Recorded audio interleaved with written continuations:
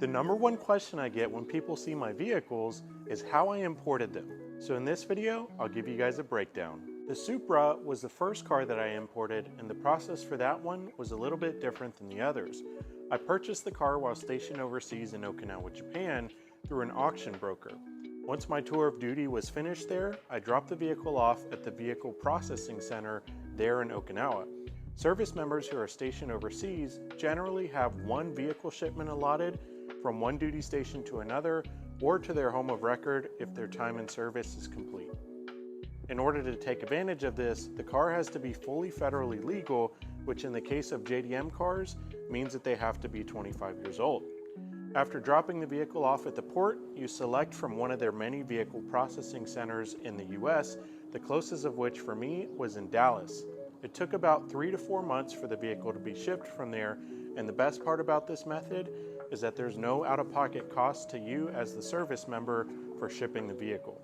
The next vehicle that I imported was the Land Cruiser, and I began this search while already living in the States through Goonet Exchange.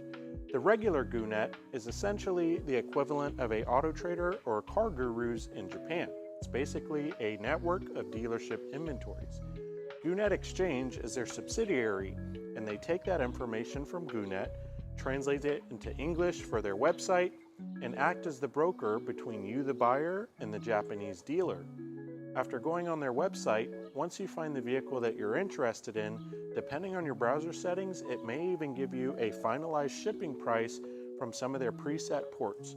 If, however, it doesn't give you this finalized price or you don't see the port that you would use in the US, then all you have to do is click the free inquiry button, and within 24 to 48 hours, one of their English-speaking representatives will reach out to you.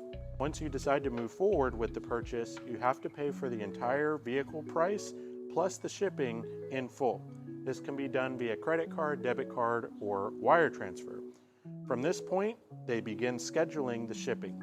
Once the vehicle leaves Japan, they send you all the important documents separately via airmail so that you can begin the customs process. Now, it is possible for you to clear customs yourself, but if it's your first time, I would recommend going through a local customs broker to help you with this process, as this is very important to make sure that your paperwork is correct when it comes to registering the vehicle. The next vehicle that I imported was the Celsior, and there was one major difference between this and the Land Cruiser. Unfortunately, there were tariffs actively in place when I imported the vehicle, so there were some additional costs associated with the car because of those tariffs.